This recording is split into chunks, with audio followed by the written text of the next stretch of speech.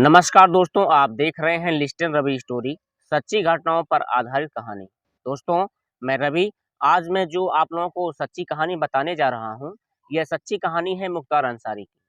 दोस्तों, मुख्तार अंसारी को कोई बाहुबली कहता था, तो कोई उन्हें एक रॉबिन हुड कहता था। लेकिन दोस्तों, पुलिस की नज़र में वह एक अपराधी था। उस इलाके में लोगों की नज़र में वह एक लंबे समय तक एक सांसद के तौर पर वह नियुक्त था। उसकी पहचान देश के उसकी पहचान देशभक्त पर नाना के पोते पर थी। उसकी पहचान देशभक्त के उपराष्ट्रपति हामिद अंसारी उसके चाचा के तौर पर थी। दोस्तों, मुख्तार अंसारी आज इस दुनिया में नहीं है। उसका आज जो है इस दुनिया से अंत हो गया। दोस्तों, जो मुख्तार अंसारी था वह एक बांदा के जेल में बंद था। इलाज के दौरान उसकी जो है मौत हो गई। लेकिन दोस्तों, खबर ये भी आ रही थी कि उसका जो जो जब वह जेल में बंद था तो उसकी कुछ तबीयत जो है वह बिगड़ने लगती है। जब उसकी तबीयत बिगड़ने लगती है तो उसे जो है एक अस्पताल में भर्ती कराया जाता है, जहाँ पर वह इलाज के दौरान अपना दम तोड़ देता है। लेकिन दोस्तों, उनके समर्थकों और कुछ उनके विचारधारों को मानना ये है, पिछले कई दिनों से जो है मुख्तार अंसारी को स्लो पॉइजन धीरे-धीरे दिया जा रहा था, जिसकी उसकी मौत हो गई। लेकिन दोस्तों, उनके जो समर्थक होते हैं वो कह रहे हैं कि जो मुख्तार अंसारी की जो मौत हुई है वह अननेचुरल तरीके से हुई है। उन्हें जेल में धीरे-धीरे स्लो पॉइजन दिया जा रहा था, जिसके वजह से उनकी तबीयत काफ़ी बिगड़ने लगती है और जब उनकी तबीयत बिगड़ने लगती है तो उनकी जो है इलाज के दौरान उनकी मौत हो जाती है। दोस्तों, आपको बता दें कि मुख्तार अंसारी की जो मौत के चर्चे हैं पिछले कोविड की वजह से भी हुई थी। दोस्तों, आपको बता दें कि जो मुख्तार अंसारी थे पिछले 14 घंटे से वह आईसीयू में थे। आईसीयू में जब उनकी तबीयत बिगड़ने लगती है तो वह इलाज के दौरान अपना जो है अपना दम तोड़ देते हैं। लेकिन जो मुख्तार अंसारी के जो परिवार वाले होते हैं, घर वाले होते हैं, वह कोर्ट में प्रार्थना पत्र देकर ये उन्होंने कहा है, कोर्ट में ये भी कहा है कि जो मुख्तार अंसारी हैं, उनकी जो है धीरे-धीरे उन्हें स्लो पॉइज़न दिया जा रहा था। जैसे ही दोस्तों यह मैटर कोर्ट में जाता है तो कोर्ट जो है जब पुलिस वालों से जवाबी कार्रवाई लेती है, तो कोर्ट में जब पुलिस वहाँ पर हाजिर होते हैं बांदा जेल के, तो वो बताते हैं कि जो मुख्तार अंसारी होते हैं वह अधिक चिप्स और नमकीन खाते थे, जिसकी वजह से उनकी जो हालत होती है काफ़ी बिगड़ने लगती है और बिगड़ने के कारण इनकी जो है मौत हो जाती है। लेकिन दोस्तों, यह जो बात है, यह मैं बात आप लोगों पर छोड़ता हूँ कि 2 दिन पहले उनके समर्थकों का स्टेटमेंट देना और उन्हें धीरे-धीरे स्लो पॉइज़न देना और उनका जो है किस इस तरह से मौत हो जाना, यह सब आप ही बताएँगे क्या सच है, क्या गलत है। लेकिन दोस्तों, मुख्तार अंसारी जो था एक बाहुबली के तौर पर जाना जाता था। दोस्तों, या तो उसे आप नेता कहें या उसे अपराधी कहें या उसे एक माफिया कहें या उसे आप एक चर्चित आप एक डॉन कह लीजिए। लेकिन दोस्तों, जो मुख्तार अंसारी था इसकी इसकी स्थिति जो थी वह परिवार के स्थिति से काफ़ी बढ़िया थी। जो इसके न जो इसके दादा थे वह इंडियन नेशनल कांग्रेस के राष्ट्रीय अध्यक्ष थे और जो इसके जो नाना थे वह महावीर चक्र के विजेता थे और जो इसके चाचा थे ब्रिगेडियर उस्मान, वह भारत के उपराष्ट्रपति थे। दोस्तों, जो मुख्तार अंसारी था यह 1996 में मऊ से पहली बार यह विधायकी का चुनाव लड़ा था। यह जो है विधायकी चुनाव चुनाव लड़ा था और यह लगातार 1996 से 2022 तक यह जो है मऊ का यह विधायक रहा। दोस्तों, कुछ लोग तो कहते थे कि यह जो है अमीरों से धन लूट कर जो है गरीबों में यह बाँटता था। कुछ लोग तो ये भी कह रहे थे, उनके समर्थक कह रहे थे, ये काफ़ी अच्छा नेता था। जब से यह विधायक बना है, अपने कार्यकाल में यह बहुत बढ़िया विकास कराया है। यहाँ तक कि ये भी कहते हैं कि अपने निधि से भी कई कार्यों को यह अपना निर्माण कराया है। दोस्तों, कोई भी नेता हो, कोई भी बाहुबली हो, उसके अंदर अच्छाई भी होती है और बुराई भी होती है। ये दोनों गुण हर व्यक्ति में होता है। दोस्तों, मुख्तार अंसारी 13 महीने से जेल के अंदर जो बंद है, उसकी कुछ अजीब-गजीब कहानी है।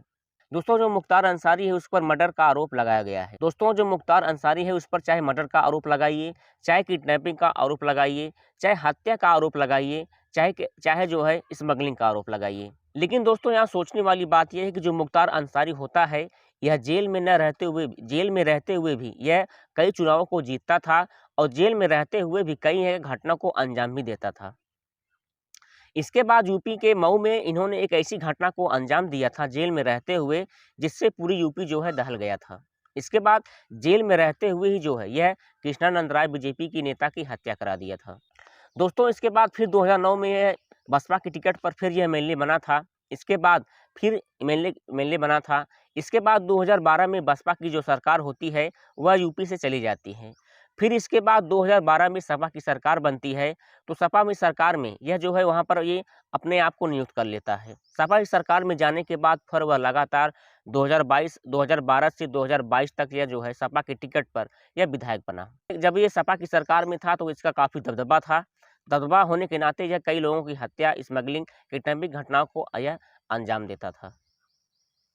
लेकिन दोस्तों 2017 में जब जो है लेकिन दोस्तों 2012 से 2015 तक जब सपा की सरकार होती थी तो इसके ऊपर कुछ भी आरोप नहीं लगाए जाते थे। लेकिन जैसे ही दोस्तों 2017 में योगी सरकार जब बीजेपी की सरकार उत्तर प्रदेश में बनती है, तो जो इसकी कृष्णानंद राय की जो हत्या किया था, इसकी जो हत्या की जो जोर थी, यह बहुत तेजी के साथ यह पकड़ने लगती है। जिसके बाद जो योगी आदित्यनाथ होते हैं, इसके कई बेनामी संपत्तियों को बुलडोजर चलवा देते हैं। कई जो इसकी आपराधिक मामले थे, कई आपराधिक मामलों को ये खुलासा करते चले जाते हैं। दोस्तों मुख्तार अंसारी का जो दाहिना हाथ कहा जाता है मुन्ना बजरंगी की भी जेल में गोली मारकर हत्या कर दिया था, जिसकी आज तक की इस केस की कोई रफा दफा या इसके केस के बारे में किसी भी व्यक्ति को कोई जानकारी नहीं मिली है। तो जो मुन्ना बजरंगी था, यह मुख्तार अंसारी का दाहिना हाथ कहा जाता था। जब इसका दाहिना हाथ काट दिया जाता है तो इसकी कुछ जो आर्थिक स्थिति होती है काफ़ी कमज़ोर होने लगती है। और दोस्तों जो मुन्ना बजरंगी था, यह पूर्वांचल का बहुत चर्चित डॉन था। रातों रात जो है किसी भी व्यक्ति को मार देता था, किसी भी व्यक्ति को धमकाता था। यहाँ तक कि रात में अगर कोई बिल्डिंग बना है, रात में उसे जो है बुलडोजर चढ़वा कर वह उसे खेत बना देता था। जो इसकी जो स्मगलिंग, किडनैपिंग धंधा जो था, यही अधिकतर देखता था। और इसकी जो धंधा था, ये नंबर 2 का धंधा, जो मुन्ना बजरंगी होता था, यह सरासर नंबर 2 का धंधा करता था। दोस्तों खबर यहाँ भी आई है कि कई भी हत्याओं को सरकार ने जो है ये चर्चित मामला को संज्ञान में लेते हुए देखा गया है। चाहे वो कानपुर का मामला देख लीजिए, विकास दुबे की गाड़ी पलटने से मौत हो गई, और चाहे वो प्रयागराज की कुछ घटनाएं देख लिया जाए तो अतीक अहमद की इलाज के दौरान जो है गोली मारकर हत्या कर दी गई, और जो ये मुख्तार अंसारी की हत्या हुई है, यह इलाज में दम तोड़ने के कारण हुई है। दोस्तों हालांकि वकील ने अपनी कई जो है पेशे कोर्ट में पेश किया है, उसकी अभी तक जो है जांच चल रही है। लेकिन दोस्तों जो यह मामला है, हम इस मामले में कुछ कह नहीं सकते हैं, क्योंकि इसकी जो अभी तक जांच चल रही है। क्या सही है क्या गलत है, जब कोर्ट का निर्णय आएगा तभी जो है आपको हम बता सकते हैं। दोस्तों जो मुख्तार अंसारी था, जब मऊ में दंगा भड़काने के आरोप में इसे जेल से गिरफ्तार किया गया। जेल से जब ये गिरफ्तार किया गया तो सबसे पहले इसे आगरा लाया गया। आगरा में कुछ महीनों रहने के बाद फिर इसे जो है मथुरा लाया गया। दोस्तों जो मुख्तार अंसारी है, यह मऊ में दंगा भड़काने के केस में अपने आप को सरेंडर किया था, और तभी से यह जेल में बंद है। दोस्तों यह पूर्वांचल का इतना चर्चित डॉन बन चुका था, इसे यूपी का जो है बहुत खूंखार माफिया कहा जाता था। इसलिए इसे जो है मथुरा की जेल में बंद किया गया।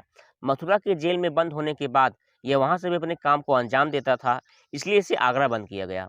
आगरा में भी अपने घटने को अंजाम देता था, तो इसे गाजीपुर जेल में डाला गया। गाजीपुर जेल से इसे बाला जेल में डाला गया।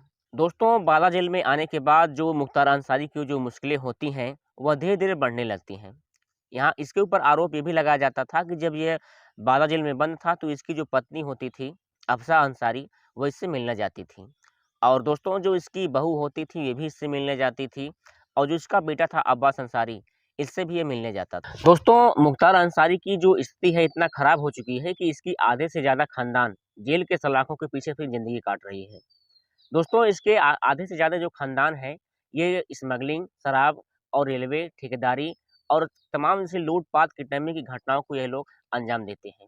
और इसी के चलते जो है अपनी बड़ी से बड़ी बिल्डिंग को खड़ा कर दिए हैं, बड़े से बड़े घरानों से ये लोग ताल्लुक़ रखने लगे हैं। दोस्तों जो इनके समर्थक हैं, ये दोस्तों इसके जो समर्थक हैं, ये लोग अभी कह रहे हैं कि मुख्तार अंसारी बहुत बढ़िया इंसान था। यह जो है विधायकी का काम जब से संभाला था, तब से जो मऊ में बहुत बढ़िया विकास किया है। अब दोस्तों मुख्तार अंसारी बढ़िया काम किया है या खराब काम किया है, यह तो वहाँ पर जाने के बाद ही पता लग पाएगा। लेकिन दोस्तों जो कहा जाता है, मीडिया रिपोर्ट की माने कि मुख्तार अंसारी जो है एक अपराधी था, एक यूपी का बहुत खूंखार बाहुबली था। जो इसकी आपराधिक की कहानी शुरू होती है, वह गाजीपुर से शुरू होती है। दरअसल ये गाजीपुर का ही निवासी था।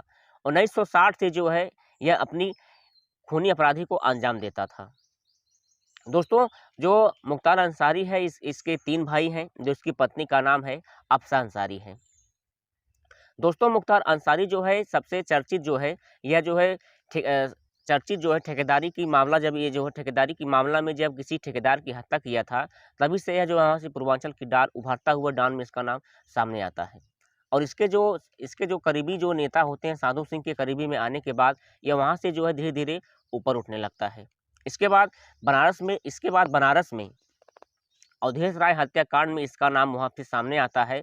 तो पुलिस इसके बाद सबसे पहले इसकी जो है एफआईआर वहाँ पर दर्ज होती है। एफआईआर दर्ज होने के बाद पुलिस इसे पकड़ना चाहती है।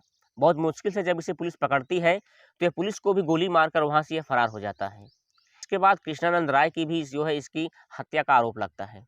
इसके बाद इसके करीबी नेता रहे ब्रजेश सिंह के ऊपर भी इन्होंने हमला कराया था, जिसमें मुख्तार अंसारी के गनर जो थे रुस्तम की मौत हो गई थी। जैसे ही इसके गनर की रुस्तम की मौत हो जाती है, तो यह जो है बहुत तेज़ी के साथ आपराधिक के मामलों को एक के बाद एक जो है अंजाम देने लगता है। इसके बाद जो मुख्तार अंसारी था, यह पूर्वांचल के रंगटा अपहरण केस में जो है रंगटा व्यापारी की भी गोली मारकर हत्या कर दी थी। इसके बाद भी ये बहुत चर्चित जोरों में आया।